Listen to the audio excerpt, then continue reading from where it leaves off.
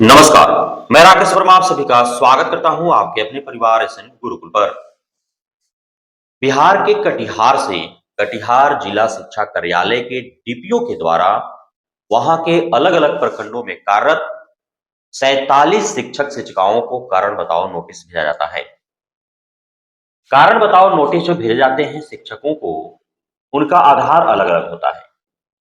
किसी का सीटेट का मार्क्स को लेकर के, किसी के सीटेट सर्टिफिकेट ब्लर होने के कारण, किसी को सब्जेक्ट कॉम्बिनेशन के कारण, किसी को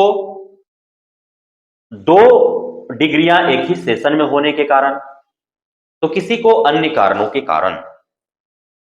और जब यह कटिहार डीपीओ के द्वारा लेटर निकाला जाता है, उसके बाद से पूरे बिहार भर में मानो हड़कंप सा मचा हुआ होता है, इसलिए कि समाचार पत्र में जिस हेडलाइन के तहत यह खबरें छपी थी, कहीं न कहीं पूरे बिहार भर के शिक्षक शिक्षिकाओं के मन मस्तिष्क में एक भय सा उत्पन्न हो गया था। साफ साफ समाचार पत्र के हेडलाइन था कि कटिहार में 47 शिक्षकों पर गिरेगी गाज, स्पष्ट रूप से लिखा हुआ है। तो जब कटिहार के 47 शिक्षकों पर गाज गिरने ही वाली है, मतलब साफ है कि अब पूरे बिहार भर के 38 जिला के 534 प्रखंड के शिक्षकों के मन मस्तिष्क में यह डर या भय या संशय होना तो लाजमी था। सभी इस होड़ में थे, सभी के दिलो दिमाग में यह आतुर था, उतावलापन था कि आखिर कटिहार के डीपीओ के द्वारा जिन 47 शिक्षकों को कारण बताओ नोटिस जारी किया गया है, उनके द्वारा स्पष्टीकरण में क्या दिया गया। क्या सच में सभी 47 शिक्षकों को बाहर कर दिया जाएगा? यदि कटिहार में जिन जिन आधारों पर इन 47 शिक्षकों को कारण बताओ नोटिस जारी कर स्पष्टीकरण मांगा गया है, यदि उन कारणों के वजह से सभी 47 को बाहर कर दिया जाता है, तो फिर पूरे बिहार भर में 4700 नहीं, 47,000 से भी अत्यधिक शिक्षक बाहर हो जाएंगे। तो लाजमी सी बात है, भय होना, डर होना, संशय होना, खौफ में रहना, तनाव में जीना लाजमी सी बात है। लेकिन क्या हुआ उन 47 शिक्षकों का? क्या सभी को हटा दिए गए? स्पष्टीकरण दिए कि नहीं सभी? तो आपको यह मैं जानकारी दे दूं कि जिन जिन शिक्षकों के विरुद्ध कारण बताओ नोटिस जारी किया गया था, जिनसे स्पष्टीकरण मांगा गया था, उन सभी ने स्पष्टीकरण दे दिया है। अब स्पष्टीकरण दे दिए गए हैं, उसके बाद सभी कागजातों को, सभी साक्ष्यों को, उनके द्वारा जो स्पष्टीकरण में लिखी गई बात है, उन सभी बिंदुओं पर गंभीरता पूर्वक डीपीओ डीओ के द्वारा अवलोकन किए जाएंगे, जांच किए जाएंगे। जांचोपरांत पुनः एक बार नोटिस जारी होना चाहिए कि हाँ, जिन 47 शिक्षकों को स्पष्टीकरण हेतु नोटिस जारी किया गया था, उन्होंने अपना स्पष्टीकरण पेश किया है, उन्होंने सारे अपने पक्ष में कागजात पेश किए हैं। तो 47 में से इतने शिक्षक शिक्षिकाओं के स्पष्टीकरण से हम संतुष्ट हैं, इसलिए इनको नौकरी कंटिन्यू किया जाता है। बाकी इतने लोगों का अब भी जो स्पष्टीकरण है वह सस्पेंसेबल है, संदेहास्पद है, तो पुनः एक बार उनसे स्पष्टीकरण मांगा जाएगा, उनको कुछ समय दिया जाएगा या फिर उनको बाहर निकाल दिया जाएगा। यही होना चाहिए। तो अब उसके लिए तो इंतजार करना पड़ेगा ना। कटिहार डीपीओ के द्वारा पुनः एक बार नोटिस निकाले जाते हैं कि नहीं इन 47 शिक्षकों को लेकर के, या फिर जैसा कि अब तक होते रहा है वहां कटिहार में भी होगा। कारण बताओ नोटिस जारी कर दिए, उसके बाद बेचैनी छा गई सभी शिक्षकों के अंदर, और उन शिक्षकों के साथ साथ पूरे बिहार भर के सरकारी विद्यालय में कार्यरत अन्य जो शिक्षक शिक्षिकाएं हैं उनके अंदर भी। क्या कारण बताओ नोटिस जारी होने के उपरांत स्पष्टीकरण शिक्षकों ने दिया, कौन कौन से कागजात उन्होंने जमा कराए, किनको रखा गया, किनको निकाला गया, इसके बारे में किसी को कोई सूचना ही प्राप्त न हो। तो हो सकता है कि ऐसा भी होगा, लेकिन उम्मीद तो यही रखेंगे कि जब स्पष्टीकरण मांगा गया था, स्पष्टीकरण जब दिया शिक्षकों ने, तो उसके बाद एक और नोटिस निकाला जाएगा डीपीओ कटिहार के द्वारा, जिसमें यह साफ साफ पूरे पारदर्शिता के साथ लिखे जाएंगे, वर्णित किए जाएंगे कि हाँ, इतने 47 में से इतने शिक्षकों का स्पष्टीकरण से हम संतुष्ट हैं और इतने से हम असंतुष्ट हैं, इनको और इतने दिनों के लिए समय दिया जाता है। यदि इतने दिनों के भीतर ये अपने पक्ष में सारे साक्ष्य सबूत पेश नहीं करते हैं, अपने आप को सही और योग्य नहीं ठहरा पाते हैं, तो फिर इनकी नियुक्ति रद्द कर दी जाएगी। और जैसा कि नोटिस में साफ साफ अंकित है कि सिर्फ नियुक्ति ही रद्द नहीं होगी, बल्कि इनसे सारे वेतन भत्ते के जो पैसा है वो वसूल किए जाएंगे। तो आखिर कितनों पर कार्रवाई यह हो पाती है, कब तक हो पाती है, यह तो इंतजार करना होगा। अब सवाल यह उठता है कि जैसे मैटर सब्जेक्ट कॉम्बिनेशन की यदि है, तो सब्जेक्ट कॉम्बिनेशन से जुड़ा हुआ काफी सारे उलझने हैं, क्योंकि पूरे भारत भर में जितने भी यूनिवर्सिटीज हैं वहां अलग अलग प्रकार से डिग्रियां प्रदान की जा रही है। जो पढ़ने वाले विद्यार्थी हैं उनको खुद ही पता नहीं है यूनिवर्सिटीज के द्वारा जिन विषय वस्तु से संबंधित उन्हें डिग्रियां प्रदान की गई वह कहां वैल्यूएबल है, कहां मान्य है, कहां अमान्य है। अब पूर्व में बिहार में प्राचीन इतिहास जिनका था उनको जो है नोटिस थमा दिया गया था। टीआरई 3.0 में आप देखेंगे नोटिफिकेशन में, तो उसमें साफ साफ लिखा हुआ है कि प्राचीन इतिहास को जो है वो इतिहास विषय के समकक्ष ही माना जाएगा, जबकि टीआरई 1-2 में वैसा कोई अंकित नहीं था। यानी कि औरंगाबाद जिला ने नोटिस निकाला तब बीपीएससी आयोग शिक्षा विभाग को नींद खुली। तो मैं तो बार बार मांग कर रहा हूं कि सब्जेक्ट कॉम्बिनेशन को लेकर के एक स्पष्ट गाइडलाइन हो, ओनली फॉर सब्जेक्ट कॉम्बिनेशन, एक स्पष्ट गाइडलाइन होना चाहिए कि हाँ आपको हिंदी का टीचर बनना है तो क्या होना चाहिए, अंग्रेजी का बनना है तो क्या होना चाहिए, उर्दू का बनना है तो क्या होना चाहिए, बांग्ला का बनना है तो क्या होना चाहिए, संस्कृत का बनना है तो क्या होना चाहिए, मैथ का बनना है तो क्या होना चाहिए, फिजिक्स केमिस्ट्री का बनना है तो क्या होना चाहिए, बायो जियोलॉजी का बनना है तो क्या होना चाहिए, आपका अकाउंटेंसी का बनना है, बिजनेस स्टडी का बनना है, आपका अन्य किसी भी विषय से संबंधित, अब जितने भी सोशल साइंस के हैं, हिस्ट्री है, पॉलिटी है, ज्योग्राफी है, इकोनॉमिक्स है, होम साइंस है, सोशियोलॉजी है, साइकोलॉजी है, तो बहुत सारे विषय हैं। आप इंटरमीडिएट में कितने सारे विषय हैं, 30 से भी अत्यधिक विषयों के लिए शिक्षकों की भर्ती होती है।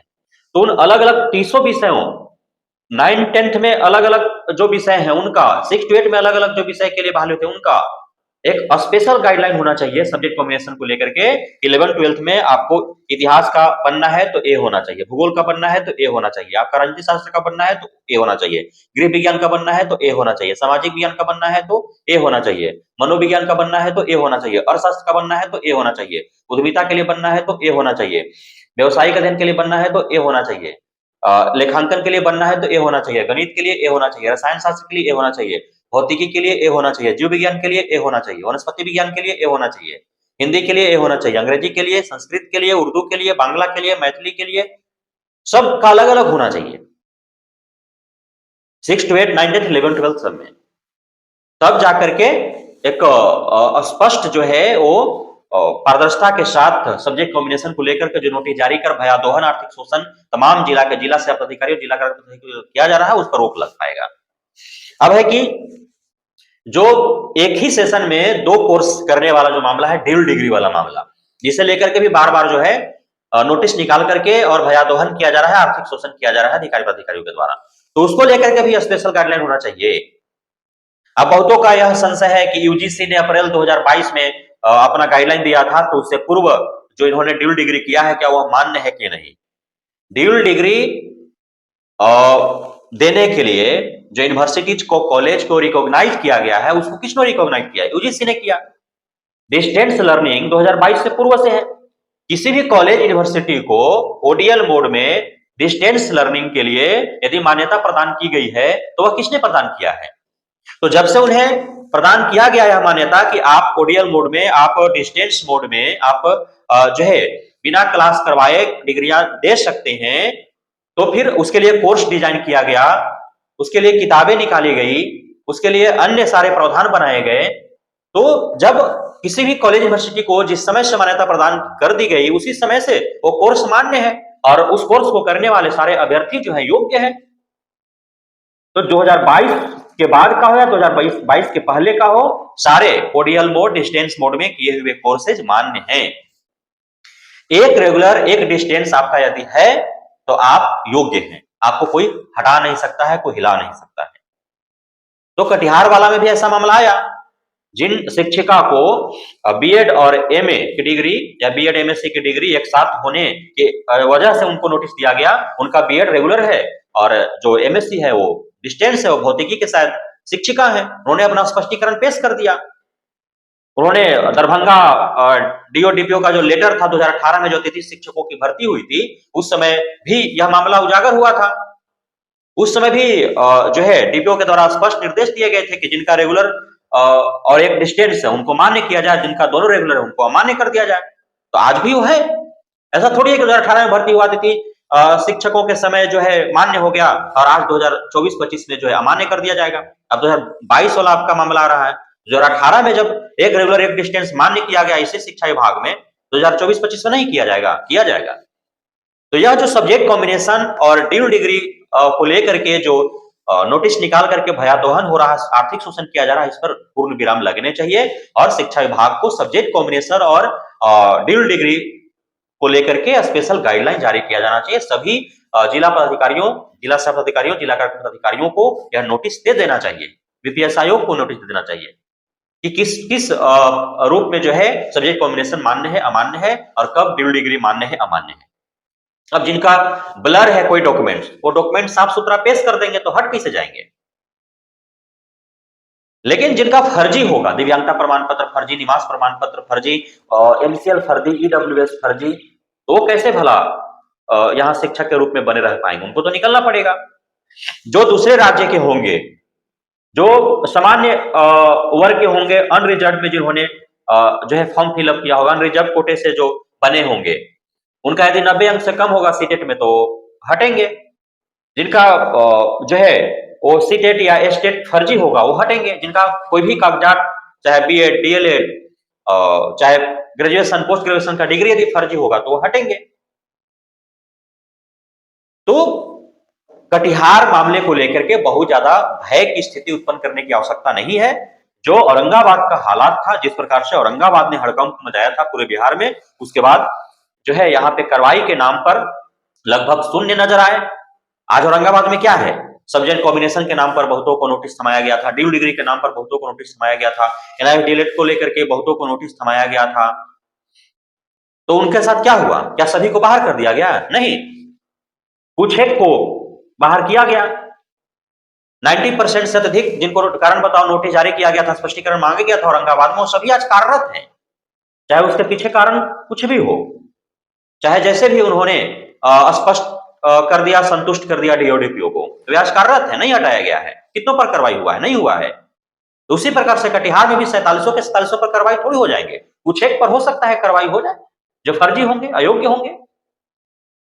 लेकिन बहुत मामले में सब्जेक्ट कॉम्बिनेशन, ड्यूल डिग्री और डॉक्यूमेंट्स ब्लर वगैरह की अस्पष्ट है, इस तरह का जो मामले हैं वो तो बच ही जा रहे हैं सारे लोग। लेकिन जिनका फर्जी होगा, अयोग्य जो होंगे, उनको तो बाहर जाना ही पड़ेगा। इसलिए कटिहार डीपीओ के द्वारा जो पत्र निर्गत किया गया है उससे काफी अत्यधिक भयभीत होने की आवश्यकता नहीं है। आप तनाव मुक्त होकर के अपने कार्य में संलग्न रहें, आप अपना कार्य करें। बहुत बहुत धन्यवाद आप सभी साथियों का हमारे साथ जुड़े रहने के लिए, बने रहने के लिए, अपना प्यार देने के लिए, भरोसा बनाए रखने के लिए।